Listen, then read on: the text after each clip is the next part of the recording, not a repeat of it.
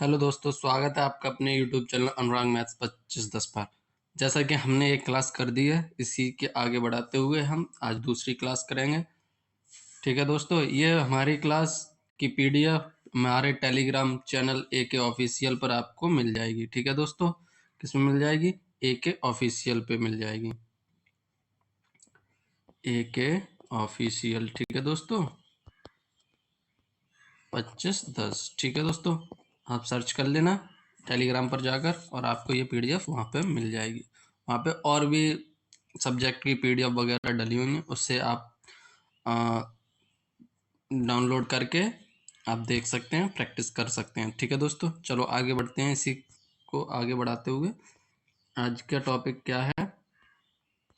आज का टॉपिक है 6ठी शताब्दी ईस्वी पूर्व के बाद का भारत। ठीक है दोस्तों, अब आगे बढ़ते हैं, शुरू करते हैं। बिम्बसार किस साम्राज्य के राजा थे? ये हर्यक वंश के राजा थे। थोड़ा बढ़ा लूं, हर्यक वंश के राजा थे। अजातशत्रु का बेटा बिम्बसार था। सिकंदर डैश में पैदा हुए थे 356 ईस्वी पूर्व में। सिकंदर ने हाइडेस्पीज के युद्ध में डैश को हराया था, पोरस को हराया था। किसको हराया था? पोरस को। आगे, सबसे महत्वपूर्ण जनपद कौन सा था? मगध का था। 16 महाजनपदों में से एक गंधार की राजधानी कहाँ थी? तक्षशिला थी। गंधार की राजधानी तक्षशिला थी। प्राचीन भारत में डैश के संघों को श्रेणी कहते हैं, व्यापारियों को कहते हैं। ठीक है, अब इसके MCQ करते हैं। छोटा सा टॉपिक है हमारा ये।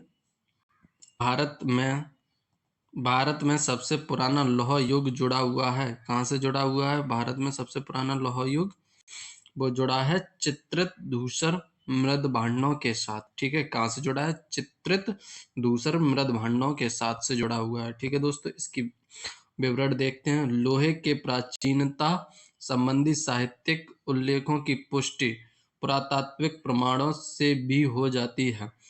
अहिच्छत्र, अंतरजीखेड़ा, आलमगीरपुर, मथुरा, रोपड़, श्रावस्ती आदि स्थलों से लौह युगीन संस्कृति के अवशेष प्राप्त हुए हैं।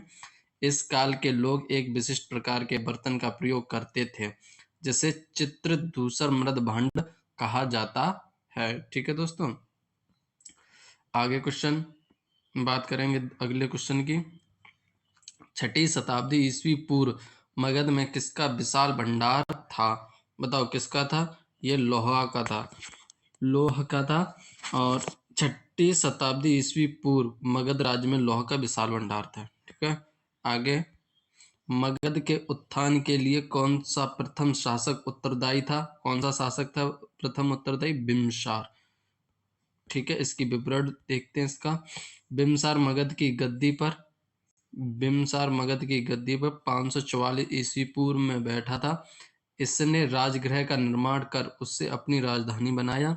यह बौद्ध धर्म का अनुयायी था तथा इसने चंड प्रघोद अवंतिका शासक की सेवा में अपने राजवैद्य जीवक को भेजा। बिम्बसार की हत्या उसके पुत्र अजातशत्रु ने कर दी थी। मगध के उत्थान के लिए बिम्बसार ही उत्तरदायी था। ठीक है दोस्तों, आगे चलते हैं। उस राज्य का नाम बताइए जिसने पहली बार युद्ध में हाथियों का इस्तेमाल किया। किसने किया? मगध ने। ठीक है, आगे, मगध राज्य ने पहली बार युद्ध में हाथियों का इस्तेमाल किया।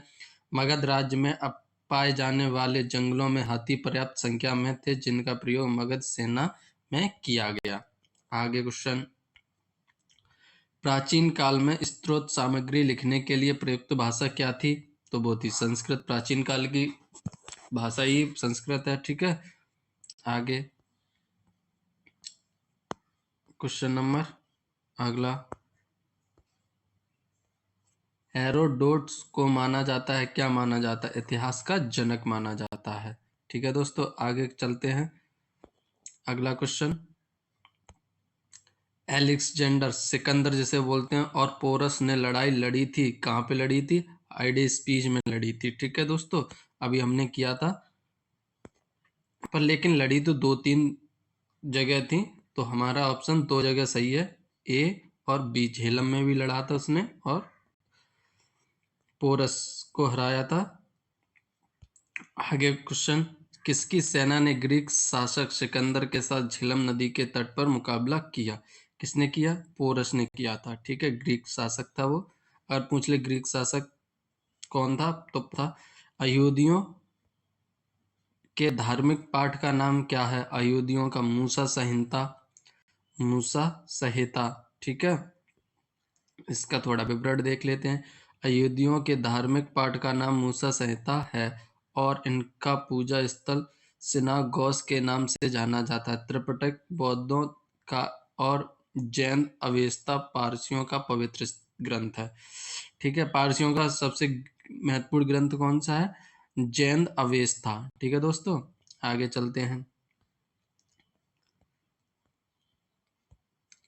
निम्नलिखित मगध के राजवंशों को कालक्रमानुसार लगाना लिखिए या लगाओ। ठीक है, तो इसका करेक्ट आंसर कौन सा हो जाएगा? पहले कौन था? हर्यक वंश, फिर आया शिशुनाग वंश, फिर आया नंद वंश, फिर आया मौर्य वंश। ठीक है, ये आ गया तीसरी करेक्ट है इसका। अब इसकी ईसवी पूर्व, इसकी डेट के अकॉर्डिंग हम देख लेते हैं किसने कितना कार्यकाल तक चला। दिए गए मगध के राजवंशों का काल क्रमानुसार क्रम इस प्रकार है: हर्यक वंश 444 ईस्वी पूर्व से 412 ईस्वी पूर्व, शिशुनाग वंश 412 ईस्वी पूर्व से 345 ईस्वी पूर्व, नंद वंश 345 ईस्वी पूर्व से 322 ईस्वी पूर्व, मौर्य वंश 322 ईस्वी पूर्व से लेके 184 ईस्वी पूर्व। इस प्रकार अभिष्ट उत्तर विकल्प सी होगा। ठीक है दोस्तों, महाभाष्य किसने लिखा था? महाभाष्य तो सबको पता है, पतंजलि ने लिखा था। आगे इसका महाभाष्य के रचनाकार पतंजलि थे। इस ग्रंथ से यह जानकारी मिलती है कि मौर्य शासकों के आर्थिक संकट से उबरने के लिए देव प्रतिमाएं बनवाकर बिकवाई थीं। ठीक है दोस्तों, आगे क्वेश्चन, निम्नलिखित नामों से प्राचीन भारत के चिकित्सकीय त्रय की पहचान कीजिए। तो ये चरक, श्रुत और बाघभट्ट थे। ठीक है, आगे इसका लास्ट है, चरक, सुश्रुत और बाघभट्ट को चिकित्सकीय त्रय के नाम से जाना जाता है। ये दोनों तीनों ही चिकित्सक आयुर्वेद के सिद्धस्थ थे। आज ये हमारा टॉपिक खत्म हो गया दोस्तों। अब हम इससे अगले टॉपिक लेके आएंगे, ऐसे ही छोटे छोटे टॉपिक, और आपको रिवाइज करवाने के लिए एक साथ। ठीक है दोस्तों, अब हम इसके बाद वन लाइनर वाले क्वेश्चन भी लेके आएंगे। इसी के प्राचीन इतिहास के पहले हम थ्योरी प्लस एमसीक्यू खत्म करेंगे, उसके बाद अगली वीडियो में उस वन लाइनर वाले भी करवाएंगे। ठीक है दोस्तों, तब तक के लिए अपना ख्याल रखें। जय हिंद दोस्तों।